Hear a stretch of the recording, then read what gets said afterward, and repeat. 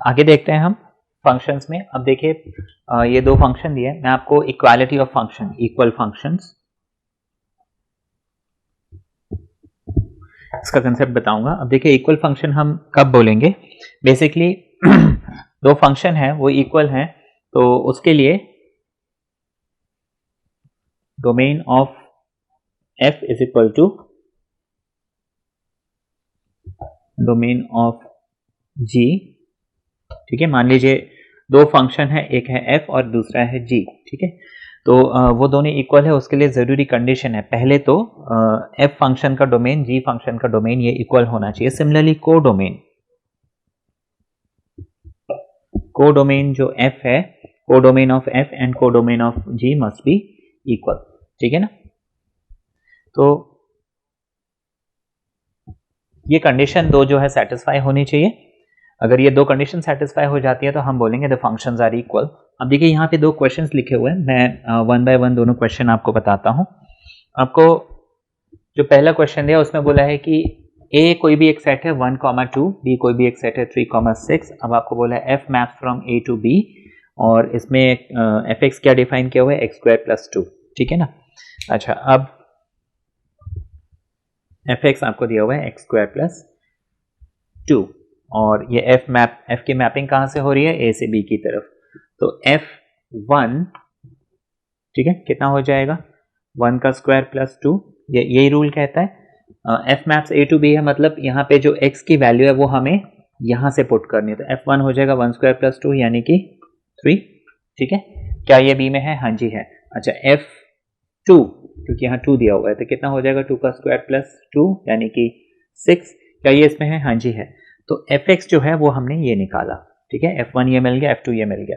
अच्छा g आपको क्या दिया हुआ है यहाँ पे, g भी आपको बोला है कि it maps from a to b और given by gx is equal to 3x है ना। gx आपको क्या दिया हुआ है, 3x दिया हुआ है। तो यहाँ पे देखिए gx is equal to 3x है, तो g1 क्योंकि g भी क्या कहाँ से कहाँ मैप हो रहा है, a से b की तरफ, मतलब जब भी हम ये चीज लिखते हैं f maps a to b, मैं आपको याद दिला दूं, ये a वाला पोर्शन होता है डोमेन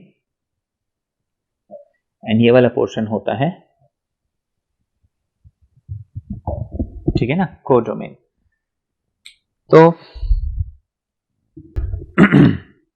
तो ये तो हमने देख लिया। अब मैंने इक्वल फंक्शन में आपको बताया था कि देखिए डोमेन के इक्वल होना चाहिए। दो फंक्शन हम इक्वल कब बोलेंगे, जब उनका डोमेन इक्वल हो, कोडोमेन इक्वल हो। एक तीसरी कंडीशन और है जो मैंने आपको नहीं बताई इक्वल फंक्शंस में। तो पहला कंडीशन तो डोमेन आर इक्वल, दूसरा कंडीशन कोडोमेन आर इक्वल, तीसरा condition F X must be equal to G X for all X belonging to the respective domain.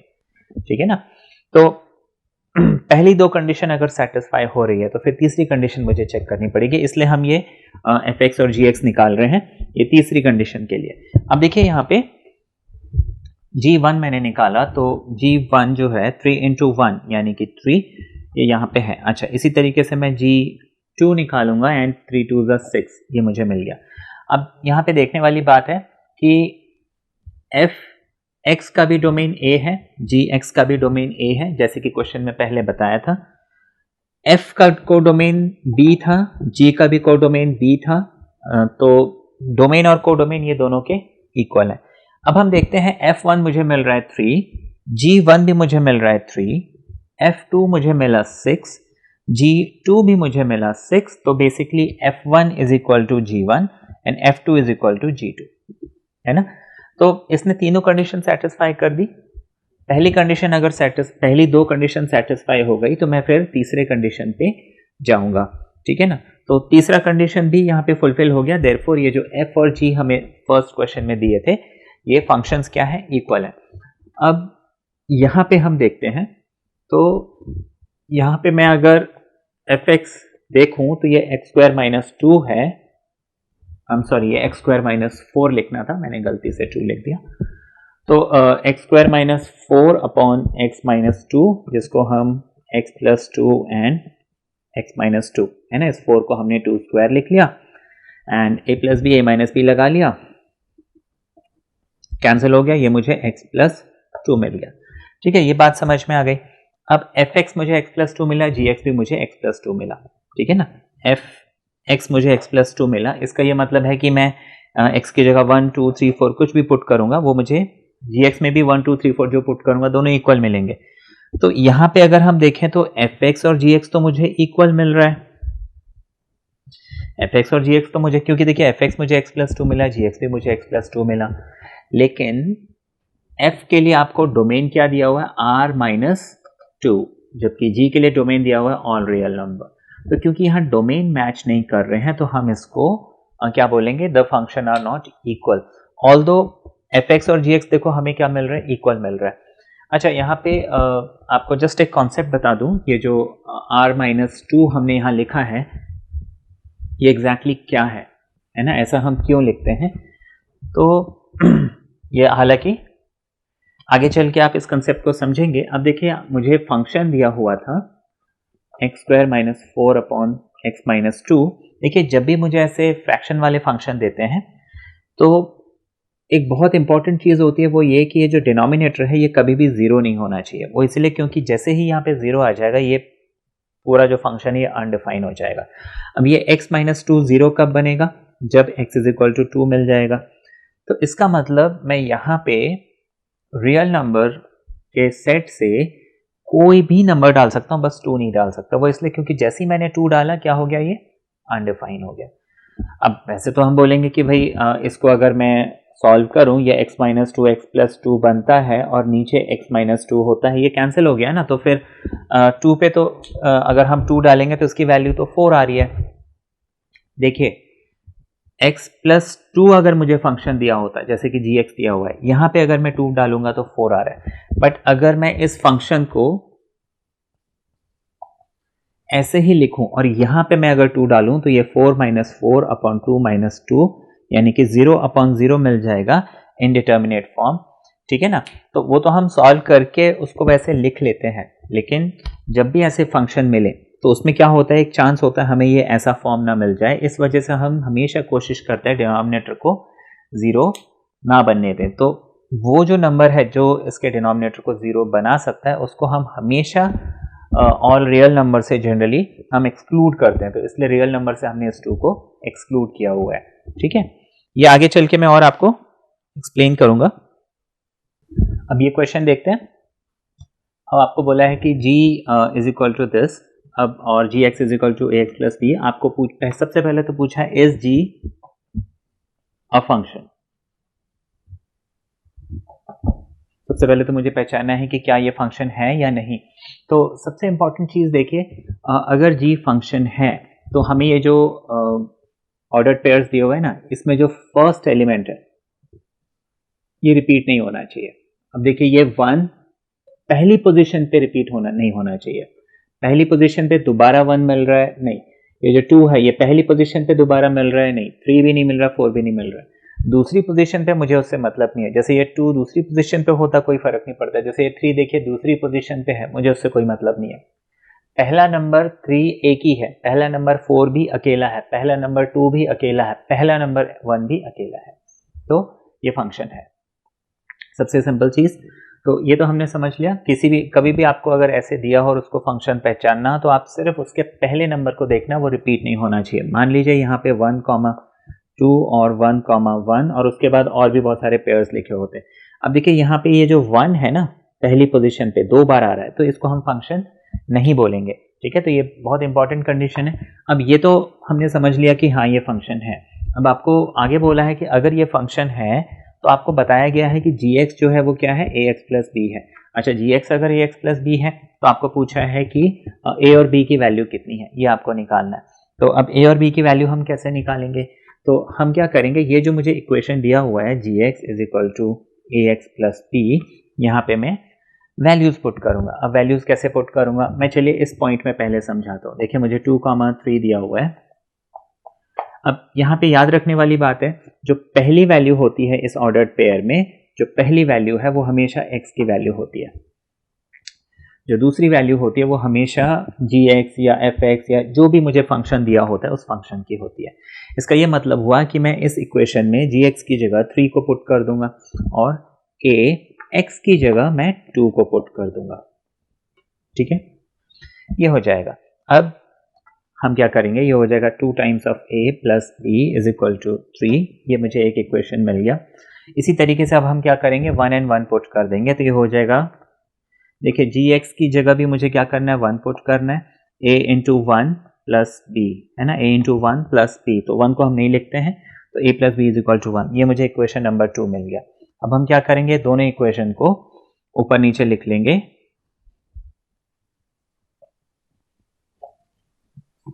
और इसको हम सॉल्व कर लेंगे, सब्ट्रैक्ट करेंगे, माइनस माइनस एंड माइनस, ये कैंसिल, a माइनस 2a हो जाएगा नेगेटिव a, 1 माइनस 3 हो जाएगा नेगेटिव 2, a हमें मिल जाएगा 2।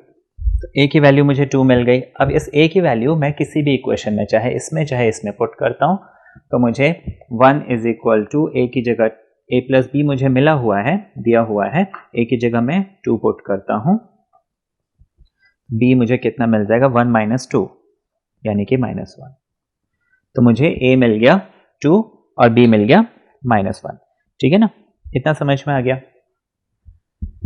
यहाँ पे देखो फिर एक और चीज़ जिसमें थोड़ा सा कभी किसी को कंफ्यूजन हो जाता है, वो कंसेप्ट मैं आपको बता देता हूँ कि जैसे चलिए ये पॉइंट ले लेते हैं 3 and 5। तो जैसे कि मैंने आपको बताया 3 and 5 है, तो यहाँ पे जो पहला नंबर है ये x की वैल्यू होती है, दूसरा नंबर जो है जी x की वैल्यू होती है। अब देखो इसके अंदर भी तो x है, तो क्या इस x की जगह हम 3 नहीं रखेंगे, ये कभी कभी कंफ्यूजन होता है। तो देखिए हम ऐसे लिखेंगे g3 is equal to 3ax, है ना, a इंटू 3 प्लस b, ऐसे लिखेंगे। अब ये जो g3 है इसकी वैल्यू 5 है, ठीक है ना, तो इस g3 की वैल्यू 5 है, इज इक्वल टू 3a, इस a3 को 3a लिख लेंगे प्लस b लिख लेंगे। तो ये कंफ्यूजन कभी ना हो, हम सीधे सीधे अगर ऑर्डर्ड पेयर दिए हैं तो ये जो पहला नंबर है जहां x दिख रहा है वहां डाल दीजिए, जो दूसरा नंबर है इस पूरे को हटा के वहां डाल दीजिए। ठीक है, हाँ, अनटिल अनलेस मुझे ये पूरा नहीं पता है, मुझे अगर दूसरा नंबर नहीं पता होता तो फिर मैं 3 यहां भी डालता, फिर तो वो काम करते हम। ठीक है, देखिए ये क्वेश्चन आपको दिया हुआ, आपको बोला F maps R to R, और ये एक फंक्शन दिया हुआ है F X equals to X square plus 3, और यहाँ पे आपको बोला है कि जैसे if F X is equal to 28 find X. ठीक है ना, इस टाइप में क्वेश्चन आपको पूछ सकते हैं और क्वेश्चन घुमा के भी पूछ सकते हैं। तो आपको बोला F X is equal to 28, तो हमें करना क्या है, इस एफ एक्स, ये जो एफ एक्स है ये क्या है, एक्स स्क्वायर प्लस 2, तो मैं एक्स स्क्वायर प्लस 3, तो एक्स स्क्वायर प्लस 3 को मैं सीधे सीधे लिख लूंगा 28। अब मैं क्या करूंगा, इस 3 को वहां शिफ्ट करूंगा, तो ये एक्स स्क्वायर हो जाएगा 28 माइनस 3 एंड दैट इज 25। तो मैं स्क्वायर को वहां शिफ्ट करूंगा, ये हो जाएगा अंडर रूट ऑफ, सामने आ जाएगा प्लस और माइनस, है ना, विच इज प्लस और माइनस 5। तो x की मुझे दो वैल्यू मिल गई, प्लस 5 एंड माइनस 5। तो बेसिकली एफ एक्स 28 कब होगा, प्लस 5 के लिए भी और माइनस 5 के लिए भी, मतलब 5 एंड 28 एंड माइनस 5 एंड 28। और फंक्शंस में देखिए मैंने आपको बताया है, ये पहला नंबर कभी भी रिपीट नहीं होना चाहिए, दूसरा नंबर रिपीट हो सकता है, कितने बार भी रिपीट हो सकता है, हमें उससे कोई मतलब नहीं है। ठीक है, एक तो ये तरीका हो गया इसमें क्वेश्चन पूछने का। दूसरा आपको क्वेश्चन इसमें पूछ सकते हैं, फाइंड प्री इमेज।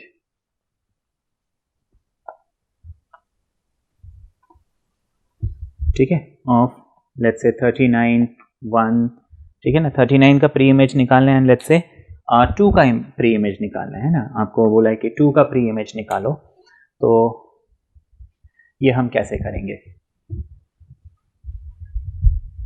तो है कुछ नहीं, देखिए प्री इमेज भी वही होता है, प्री इमेज जैसे कि आपको बताया हुआ है कि सपोज ये x है और इसके सामने ये क्या है, ये fx है।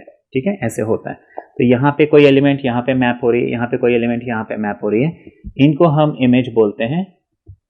तो यहाँ पे जो उसका करस्पॉन्डिंग नंबर है उसको हम प्री इमेज बोलते हैं। ठीक है ना, इसको हम क्या बोलते हैं, प्री इमेज बोलते हैं। तो बेसिकली ये इनडायरेक्टली आपको कह रहे हैं कि ये fx की वैल्यू है, आप इसका करस्पॉन्डिंग x निकालिए। तो हम क्या करेंगे, यहाँ पे fx इज इक्वल टू 39 लिख लेंगे जैसे कि पहले केस में, और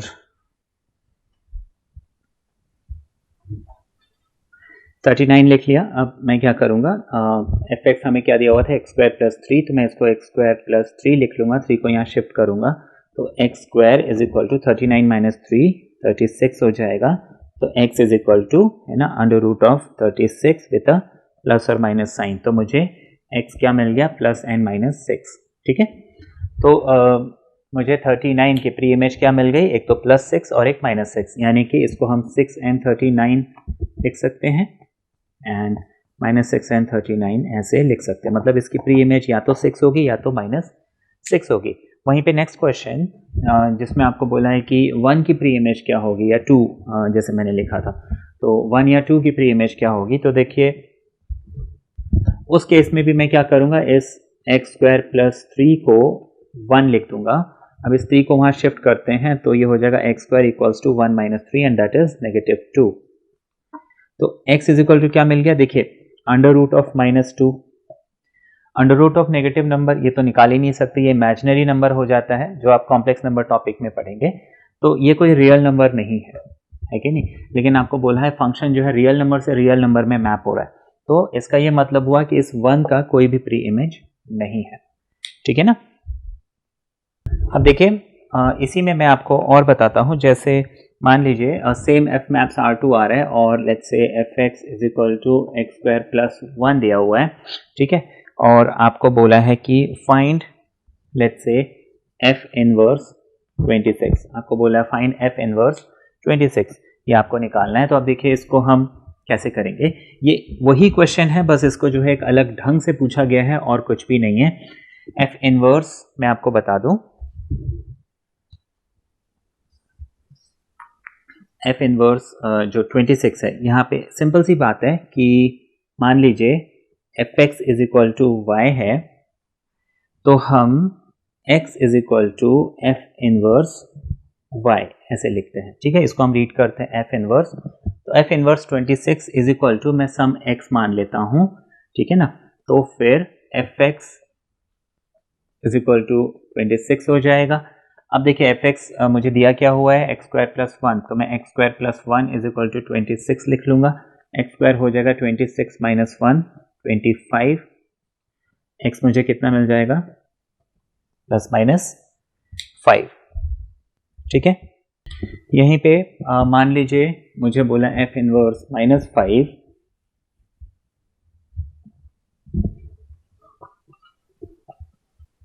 ये मुझे निकालना है। तो अगेन मैं क्या करूंगा, एफ इनवर्स -5, देखिए ये जो -1 है, एफ के पावर में -1 लिखा हुआ है, इसको हम रीड करते हैं एफ इनवर्स। ठीक है, इसको हम एफ इनवर्स रीड करते हैं। ध्यान रखिए ये 1/f इसको हम नहीं बोलेंगे, एफ इनवर्स अलग चीज़ है। और दूसरी चीज़ आपको जैसे कि मैंने अभी बताया, F X is equal to मान लीजिए y है, तो हम इसको x is equal to F inverse y ऐसे लिखते हैं। ठीक है, इनवर्स फंक्शन। तो एफ इनवर्स 5 जो है, इसको मैं अज्यूम करता हूँ, मैं इसको लिखता हूँ let F inverse 5 is equal to X, F वहाँ शिफ्ट हो जाएगा तो -5 is equal to F X हो जाएगा। अब एफ एक्स क्या है मेरे पास, एक्स स्क्वायर प्लस 1 है, ये -5 है, 1 यहाँ शिफ्ट हो जाएगा, ये -5 minus 1 is equal to X square, -6 is equal to X square. इसका ये मतलब हुआ कि एक्स स्क्वायर मुझे अंडर रूट ऑफ -6, तो ये रियल नंबर तो है नहीं, किसी भी नेगेटिव नंबर का रियल रूट निकल नहीं सकता, लेकिन मुझे बोला है डोमेन एंड कोडोमेन जो है दोनों रियल है, तो इट इज़ इम्पॉसिबल। मतलब इसका ये जो एफ इनवर्स -5 है ये एग्जिस्ट नहीं करता है। ठीक है, इट डज नॉट एग्जिस्ट। ठीक है, चलिए नेक्स्ट क्वेश्चन लेते हैं। अब देखिए ये आपको फंक्शन दिया हुआ, आपको बोला if F maps R2 F X is equal to ये दिया हुआ है, और आपको क्वेश्चन में बोला है फाइंड एक तो f-1, एक f0 और तीसरा f2, ये तीन चीज़ें आपको फाइंड करनी है। तो फंक्शन जो है रियल नंबर से रियल नंबर पे मैप हो रहा है, मतलब इसका डोमेन रियल नंबर है, कोडोमेन रियल नंबर है। अब देखिए यहाँ पे करना क्या है, मुझे f सीधे सीधा क्वेश्चन है f-1 निकालना है और कुछ भी नहीं। अब fx क्या है, fx जो है देखिए ये सारा दिया हुआ है। इस क्वेश्चन में हमें एक चीज़ समझनी है, fx जो फंक्शन है इसकी वैल्यू अलग अलग जगह पे अलग अलग है। मतलब जब x जो है 0 से कम है तो ये फॉर्मूला लगेगा, जब 0 है तो ये वैल्यू लगेगी, और जब 0 से ज़्यादा है तो ये फॉर्मूला लगेगा। तो मुझे यहाँ पे क्या करना है, देखिए fx, हम fx बोल रहे हैं ना, अब x की जगह यहाँ क्वेश्चन में क्या दिया हुआ है, -1 दिया हुआ है।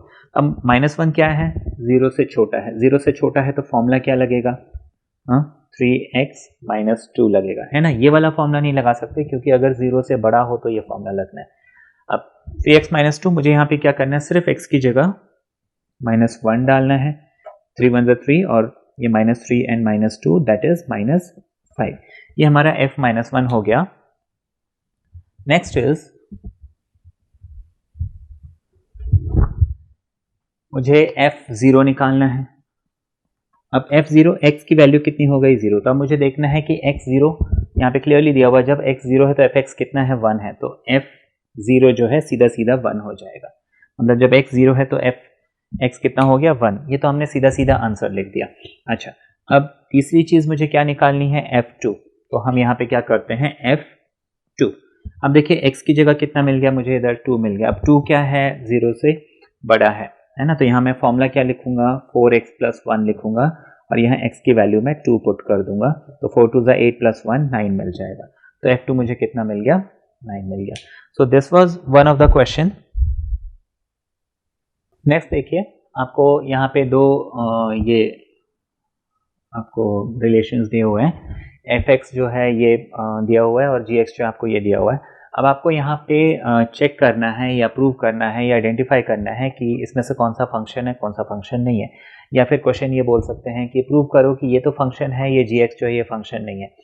तो हम क्या करेंगे कि फंक्शन को हम पहचानते कैसे हैं, सिंपल सी बात आपको बताइए, जो पहला नंबर है वो कभी भी रिपीट नहीं होना चाहिए, दूसरा नंबर रिपीट हो सकता है, हमें उससे मतलब नहीं है। तो अब हम यहाँ पे क्या करेंगे कि अब क्या मैं यहाँ पे जैसे कि पहले फंक्शन में 0 से लेके 3 फिर 3 से लेके 10, मतलब 0 से लेके 10 तक मैं हर वैल्यू पुट करके देखूं, ये तो थोड़ा सरदर्द वाला काम हो जाएगा, क्योंकि देखिए 0, 0.1, 0.11 ऐसे तो इनफाइनाइट वैल्यूज हो जाएंगी, ठीक है ना, क्योंकि अब 0 से लेके 3 यहाँ पे ये तो नहीं बोला है कि आप डेसिमल वाले नंबर नहीं ले सकते। हम ऐसे क्वेश्चंस में करते क्या है, आप जब देखेंगे ना ऐसे दो आपको ये दिए हुए हैं ऐसे, तो इसका एक कॉमन पॉइंट होता है, अब बस ये कॉमन पॉइंट पे चेक कीजिए। अब देखिए f3 जो है, अगर मैं x² लेता हूं तो 3 का स्क्वायर यानी कि 9 मिलता है इस वाले रिलेशन से। अच्छा, दूसरा अगर मैं f3 को 3x लेता हूं तो मुझे f3 3 × 3 वो भी 9 ही मिल रहा है। तो मतलब ये जो 3 है मुझे इसकी एक ही इमेज मिल रही है, दूसरी इमेज नहीं मिल रही है। अच्छा, मैंने f3 को x² भी और 3x भी इसलिए लिया क्योंकि यहाँ पे भी देखिए x < और = 3 है, यहाँ पे भी x greater और equal to 3 है, माना ये दोनों ही सिचुएशन में x 3 के इक्वल हो सकता है, तो इसलिए मुझे ये दोनों कंडीशंस लगा के चेक करना पड़ेगा। तो कॉमन पॉइंट पे देखिए मुझे 3 के लिए एक ही इमेज मिल रही है, दो इमेज नहीं मिल रहे, मतलब एक एलिमेंट जो है, फंक्शन का क्या रूल है, एक एलिमेंट एक के साथ मैप होना चाहिए, एक के साथ मैप हो रहा है। बाकी इसके पीछे तो जितने भी 3 के आगे जितने भी नंबर हैं वो सिर्फ इस फॉर्मूले को फॉलो करेंगे, 3 के पीछे जितने भी नंबर हैं 0 तक वो इस फॉर्मूले को फॉलो करेंगे, तो वहां तो मैच करने का कोई सवाल ही नहीं उठता, क्योंकि ये ऑल टुगेदर डिफरेंट रूल है, ये स्क्वायर वाला रूल है और ये 3x वाला रूल है। अगर ये मैच हो सकते हैं तो सिर्फ यहाँ 3 पे ही हो सकते हैं, तो देखिए 3 पे ये मैच नहीं हो रहे हैं, तो ये जो है क्या है, फंक्शन है ना, माना 3 की मुझे एक ही इमेज मिल रही है। अब मैं दूसरे फंक्शन पे आता हूं, या दूसरा जो रिलेशन दिया हुआ है, देखिए अब मैं gx = पहले तो x² लिखता हूं और इसमें जो एक्सट्रीम वैल्यू यानी कि ये जो 2 है वो पुट करता हूं, तो मुझे g2 मिल जाएगा, 2 का स्क्वायर यानी कि 4। यहाँ पे देखिए क्योंकि ये भी = 2 लिखा हुआ है ना इधर, ये देखिए =2 लिखा हुआ है, तो मैं g2 को ये भी तो ले सकता हूं, तो मैंने g2 को लिख दिया 3 × 2 दैट इज 6। तो यहाँ पे देखिए 2 जो है 4 के साथ मैप हो रहा है, सॉरी 2 4 के साथ जो है रिलेटेड है और यहाँ पे 2 जो है 6 के साथ रिलेटेड है। एक ही नंबर दो अलग अलग चीज़ों के साथ रिलेटेड है। ये जो 2 है ये 4 के साथ भी हो रहा है और 6 के साथ भी हो रहा है, और हमने फंक्शन में पढ़ा था एक एलिमेंट एक के साथ ही मैप होगा, या एक ही इमेज होगी एक एलिमेंट की, दो इमेज नहीं हो सकती। लेकिन यहाँ पे वो सिचुएशन मिल गई जहाँ पे 2 के हमारे पास दो इमेजेस हैं, therefore it is not a function. एक ये एग्जाम्पल और देख लेते हैं। आपको बोला f(x) जो है x² है, तो आप इसकी वैल्यू निकालो। तो बहुत सिंपल है, आप सिर्फ वैल्यू f(x) क्या है, x² है ना, तो 1.1 का हम यहाँ पे सीधा सीधा स्क्वायर लिख लेंगे। 1 है तो 1 का स्क्वायर लिख लेंगे। नीचे तो सिर्फ नंबर्स ही दिया हुआ है, तो 1.1 माइनस 1। अब देखिए 1.1 यानी 11 का स्क्वायर 121। डेसिमल है तो हमने डेसिमल लगा दिया, -1, नीचे 1 माइनस ये लिख लिया। ऊपर मेरे पास 1 जब माइनस करेंगे 0.21 बचेगा और नीचे 0.1 बचेगा। इसको जब हम सॉल्व करेंगे मुझे आंसर 2.1 मिल जाएगा। ठीक है,